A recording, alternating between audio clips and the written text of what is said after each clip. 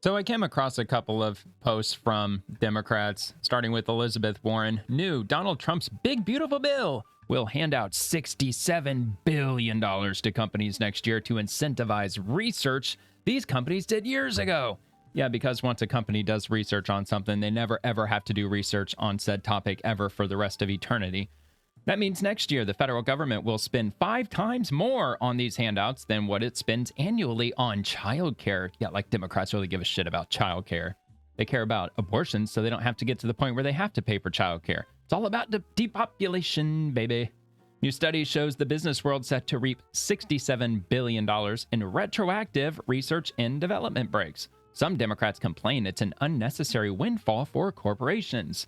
Well, I can't say that I 100% disagree with Elizabeth Warren wholeheartedly. If a private company wants to do research and development that's going to benefit their bottom line down the road, yeah, they should pay for it. The federal government shouldn't have to pay for that. Taxpayers, they shouldn't have to pay for that at all.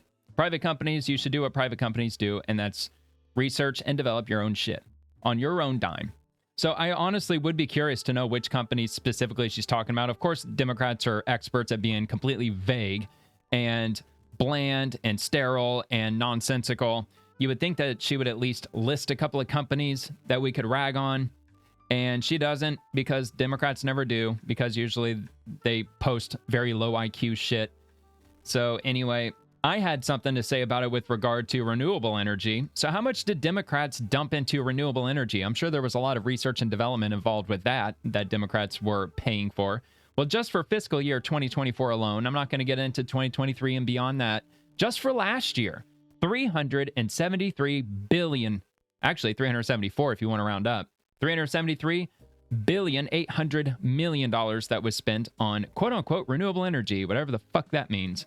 So key figures for fiscal year 2024, $31.4 billion for wind and solar tax credits, and $272 billion in total clean energy investment, and $61 billion in Inflation Reduction Act awards, and $9.4 billion for Department of Energy clean energy research.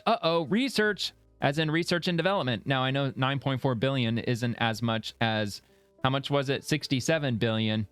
However, if she wants to play that game, renewable energy, they've received well over $1 trillion from the taxpayers over the long run. And we haven't seen our energy bills go down 1 cent. If anything, it's gone up significantly, because I did a little experiment with Grok.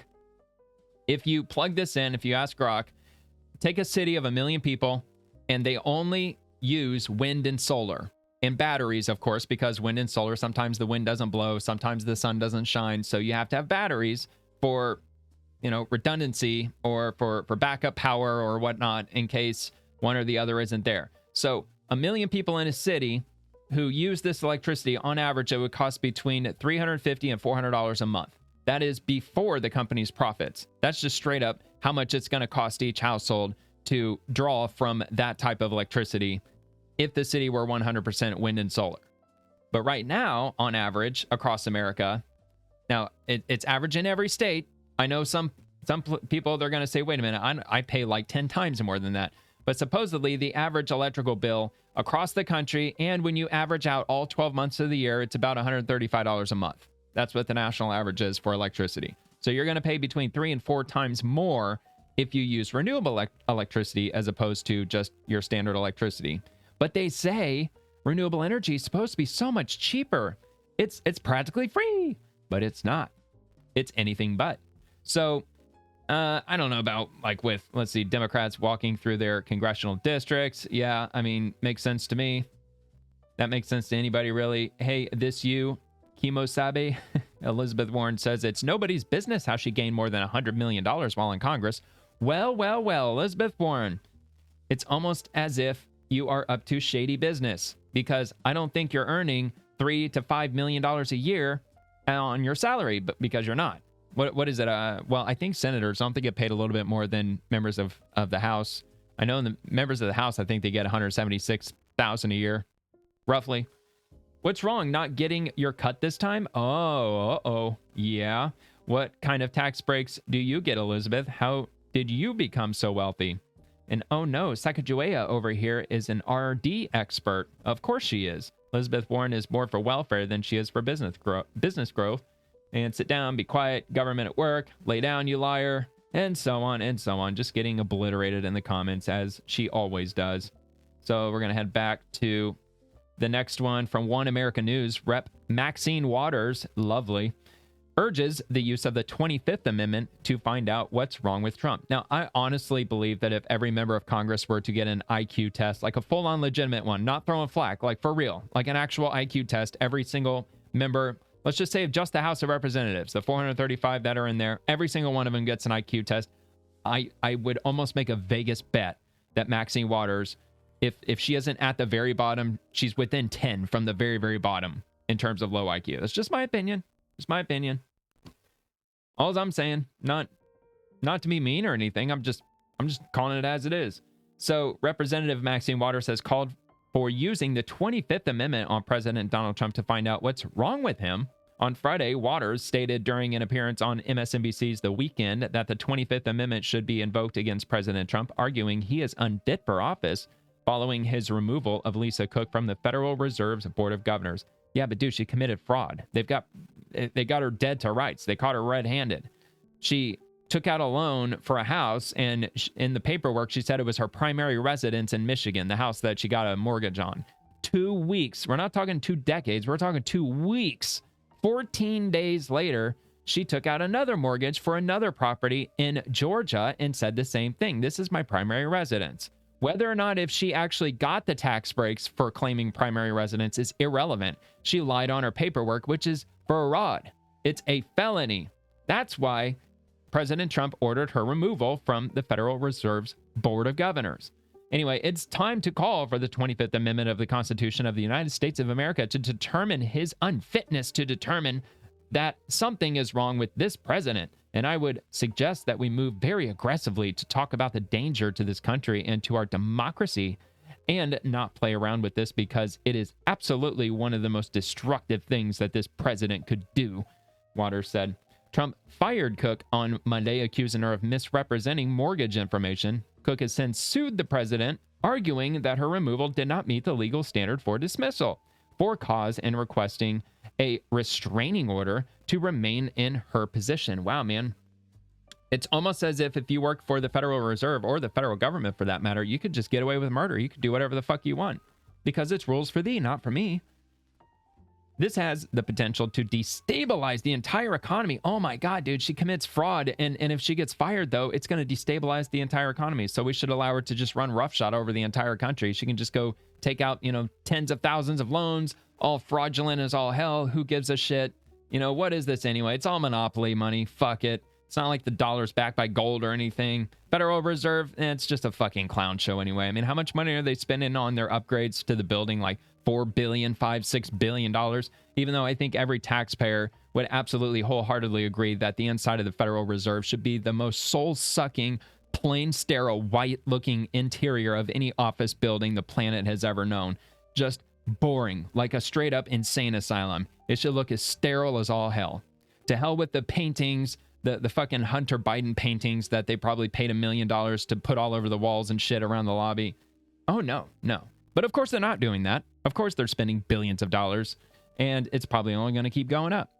But anyway, so this has the potential to destabilize the entire economy. It could have major implications for Wall Street, interest rates, and the president's ability to make financial decisions that benefit him personally, Waters added. So one person getting fired because they committed fraud on a loan application has the major implication to tank Wall Street and absolutely obliterate interest rates and the president's ability to make financial decisions that's going to benefit him personally just because of her firing. Yeah, because that makes so much sense, Maxine Waters. Like I said, low IQ. All I'm saying. So the United States and the world should be paying close attention. As far as I'm concerned, we must act swiftly. This is not about waiting around and hoping the courts will intervene, she said. MSNBC host Simone Sanders Townsend then asked Representative Debbie Wasserman Schultz, yeah, another big winner from my state, for her thoughts on Waters' remarks. So this ought to be rich. I think it's striking to hear Congresswoman Waters call for the 25th Amendment, but presidents have been impeached for far less, Sanders Townsend said. Wasserman Schultz suggested Trump's real target was Federal Reserve Chair Jerome Powell. I mean, look, I mean, ain't gonna lie, Trump ain't crazy about Jerome Powell because Trump wants the interest rates to get lowered. So that way we can have another boom in buying, which I totally disagree with Trump on that. Now, I've already said it's probably way too late, but we should have jacked up interest rates way higher than they are right now. I mean, interest rates should have been like 10, 15%. But again, we probably missed the boat on that at this point because we're far away from COVID now. So it's probably a done deal. And I'm talking with regard to getting the housing values back down to this side of sane.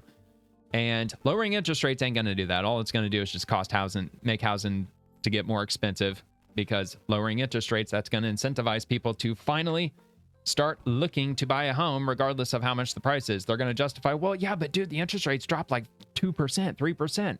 So yeah, the house might be 3 times more than it was in 2019, but that's okay, dude. Interest rates. I don't know, man, because people, they just don't typically think things through.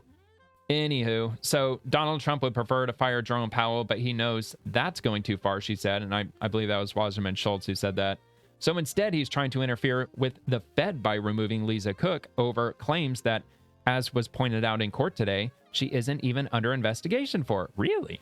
And the so-called fraud she's accused of, she didn't even get preferential rates on her mortgages. Oh, so it's okay. So anybody can lie on their mortgage applications. If you don't get your preferential rates, it's as if you never committed a felony in the first place. You just, wash your hands of it. No big deal. She never got the rates. So whatever. Let's look the other way. Downplaying it. Infinitesimally small, as Democrats typically do. Because if they get caught with their hands in the cookie jar, oh my God, like but Orange Man, or like that, I didn't even get what I wanted. So it's like it didn't even fucking happen. She didn't even get preferential rates on her mortgage, which makes it clear she didn't break the law. That's so fucking stupid. So lying on a mortgage application is completely fine. Lying on any application is perfectly fine. So if I'm going to go purchase a well, I guess it wouldn't work for me because I'm a non-felon and I'm law-abiding. But somebody out there who is a felon, they could go fill out their firearms paperwork and try to get a firearm, lie all up and down on that application. And because they end up getting denied anyway, they never committed a crime. Lying all over this ATF form, that's not in any way illegal at all, right? Because, he didn't get the gun, so that's okay. So anyway, stay informed, receive breaking news, yada, yada. That's on One American News Network, OANN.com. So if you want to check that out, it's going to be in the description, but I only got a couple more here from Rep. Pramila Jayapal. And I know I say that wrong. I do that on purpose because sometimes I can be an asshole, but that's okay. She's a Democrat. As of last week, DACA recipients no longer qualify for federal health insurance. I'm grateful to live in a state attempting to fill in the gaps left by this cruel decision, and we'll keep fighting for access to care regardless of immigration status. So in other words, the state that she's representing, their taxes are just going to go up because now they have to pay for illegal immigrants' health care because the Trump administration or the federal government cut them off. So, and where is she at again? Seattle, I think, right? Isn't she in Seattle? Washington, serving Washington District 7. I'm going to assume Seattle. And of course, she's in the she-her cult. So that's lovely. So this is from kuow.org.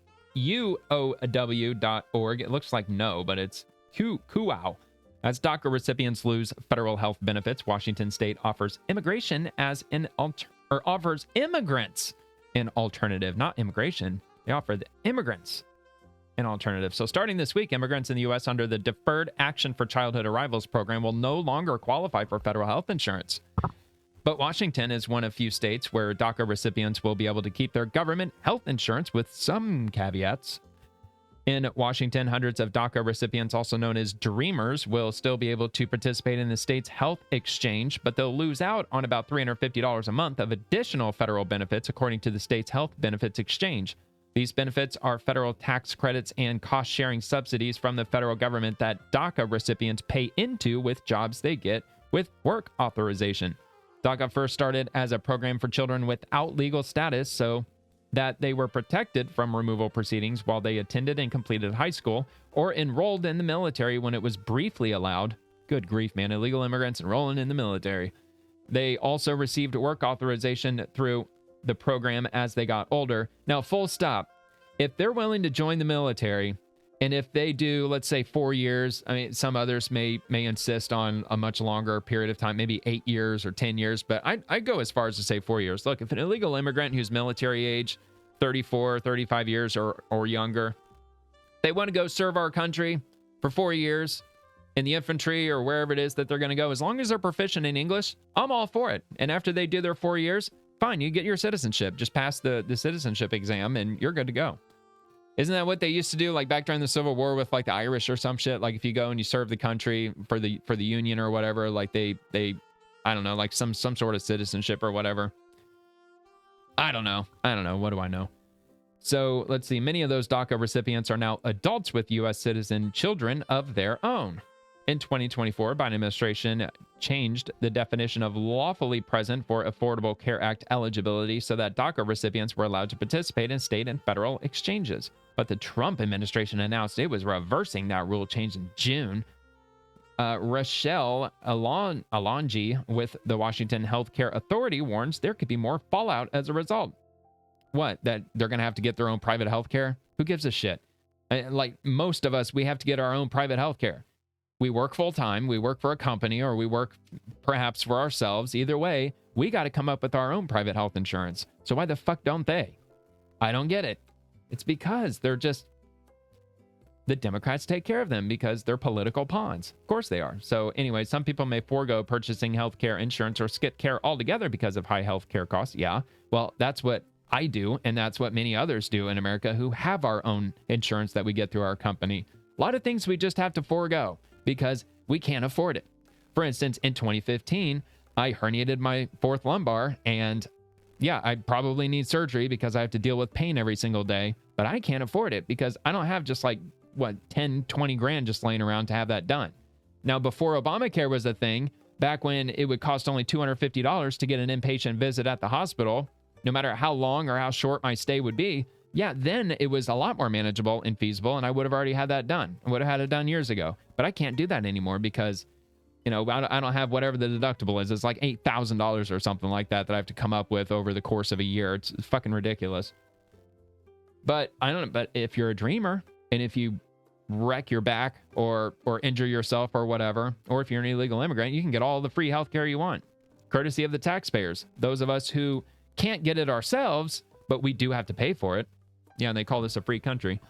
We should also see an increase in emergency room visits because of people foregoing preventative treatment, she added. These circumstances can strain the healthcare system and lead to challenges in providing timely, high-quality care and access to services.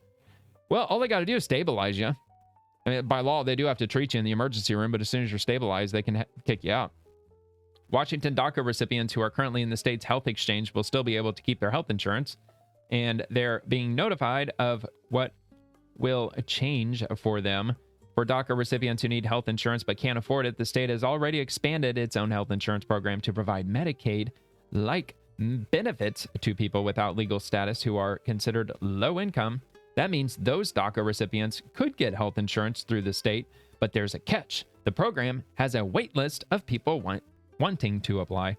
The full impacts of the loss of federal benefits for DACA recipients will be felt in October, according to the Washington Health Benefits Exchange. So there you got it. There you have it. So that's going to be linked in the description too if you want to check that out. Good. They should not qualify for it. Amen. I mean, I've already said my 2 cents over it. As an elected member of Congress by the citizens of your district, you should be defending their rights and hard-earned tax dollars from supporting illegal aliens. Yeah, they should. But this woman and many other Democrats just like her, they hate their constituents. They hate them so badly. They tell them that they should have white guilt and they should stop mansplaining and manspreading and get gay already and all this shit. So, good. Of course, subtly in the foreground, make America great again. Let's see. Never let someone who has done nothing tell you how to do anything. All four. 1, 2, 3, 4. Bunch of morons. Bunch of morons. Low IQ morons. Report illegal aliens. It's the law. It is. And the fact that illegal immigrants were ever getting taxpayer-funded healthcare is obscene. This is awful. Just needless cruelty. So they have to pay like everyone else does now? How is that unfair? So then the program doesn't work. See, I don't get these programs that are supported without producing results. That's part. Not my responsibility to pay for foreigners' health insurance. Hell no, it's not. Imagine spending billions of dollars on illegal aliens while Americans go hungry. Deport them all. All right, let's see if I got anything else. I think I might have one, maybe 2 things. let's see, from Rep. LaMonica McIver. 61 years ago, the Food Stamp Act was signed with the hope that no American would go hungry. Now we're still pushing to make that vision a reality. As Trump guts a SNAP, we're fighting back because no one in our country should struggle to put food on the table. No, they shouldn't. They should get a job and they should work to put food on the table. That's what they all should be doing. The cuts to food stamps, of course, is from illegal immigrants because they're no longer getting a free ride under the Trump administration as they were under the Biden administration. Also, able-bodied Americans, a lot of single mothers, for instance, if their children are over the age of 14 years old, she has to go to work now. They have to go to work a minimum of 20 hours a week or else they lose their food benefits. That's it. You got to go back to work, folks. No more freeloading. The taxpayers are fed up. We're pissed off. We don't get free food. We don't get benefits. And dude, some of these people get so much fucking money. It is absolutely insane. If you go on TikTok and you look up SNAP benefits or the government's cutting my benefits or whichever way you want to word it, there's lots of these videos on TikTok talking about how they're getting $2,000 a month, $3,000, $4,000, $5,000. Some are getting $4,000 and $5,000 a month because they have like 7 kids, 8, 9 kids, and they're a single mother, and it is insane. But anyway, so 61 years ago, Democrats realized that if they provided Americans with their basic needs, they would not only own them for generations, but also their votes. Yeah, of course. When you give people free shit, they tend to vote for you. Because a lot of people, especially the ones who were young when they grew up in this system, they just want to let it ride. They're like, wait a minute, I don't have to work and the government pays for everything and all I have to do is just vote Democrat? Okay, sure, why not? So your owners put together a focus group, and today's narrative is the history of SNAP food stamps. Pretty pathetic if you ask me. You are all using the same talking points, about as obvious as you can get. Yeah, it is. And of course, Doge AI, the Food Stamp Act's original intent was noble, but SNAP has become a bureaucratic black hole, which it has. Under Biden's watch, SNAP error rates hit 11% nationally, wasting billions while states rubber stamp eligibility. Yeah, they do. I mean, you could lie on that application. If they don't give you food stamps, is that a crime still or no? I mean, according to what's her name, no, that's not a crime at all. No, you can lie in an attempt to get government benefits, but if they deny you, then, it's fine. You just wash your hands of it. You don't get in any trouble. According to them. I mean, look, you obviously are going to get in trouble. I'm not recommending that you do that. I'm not suggesting that. I'm just being sarcastic. Delilah Gen X, it's got to go along with the illegals you've got us supporting. No more shit, fake food. And no one in our country. That was Caleb Hammer, by the way. He's got a pretty good show.